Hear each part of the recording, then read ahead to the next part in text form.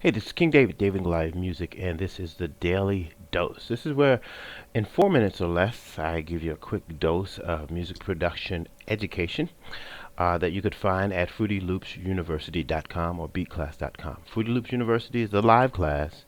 BeatClass.com are the pre-recorded tutorials. Either way, you get a professional education in music. Now, really quickly, what I do is try and answer the questions, the many questions that I get pertaining to music production. Now, the question that I was asked was, what is the maximum volume that you should mix down to before you get your song mastered?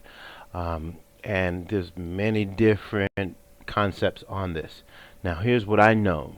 Here's what I have learned throughout producing, and I've done some, professional production for radio and broadcast and live performances.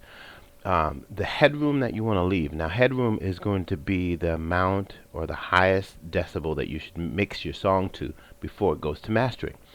And I would recommend to you -3 decibels, because that will give your mastering house, if you send it out to a mastering house or you do it yourself, some playroom between 0 decibels that you can use to change the equalization, the compression, the overall volume of the track. Okay?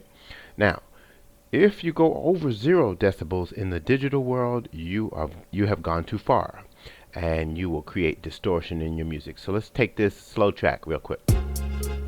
Okay, let's go to our mixer. Now, with FL Studio, you're not seeing the decibels, except if you look along here. There's a bar that tells you how high it's going, and you can see that this song is clipping somewhere under -3 decibels. So I'm pretty much right in the ballpark with what I'm doing here. Now, this does not pertain to your single tracks. This is talking about your master mix. Okay?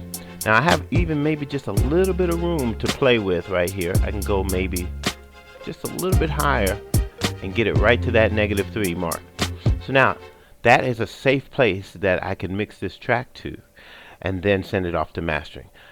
Again, it's -3 decibels, not above 0. If you go above 0, you're going to hit the distortion, and that is why you see at the 0 line mark, you're going to see red. That means you are in the red. Now, really quickly, let me just recap what we talked about. The question was, how high should I mix my tracks before they go to mastering? And there's many different theories on this. I'm suggesting that you go to -3 decibels. That will give your mastering house enough room to boost your track up, compress it, equalize it, do whatever they do to it without having distortion. Okay? It's King David. This has been a Daily Dose from BeatClass.com, FruityLoopsUniversity.com. That's where you go for the professional training in music production and FL Studio tutorials.